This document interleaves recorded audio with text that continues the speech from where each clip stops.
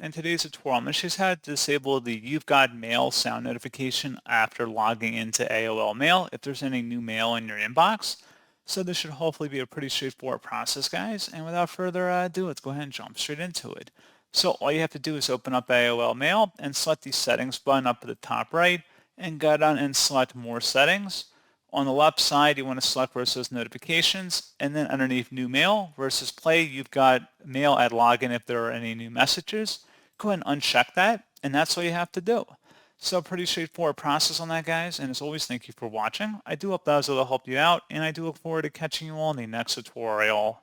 Goodbye.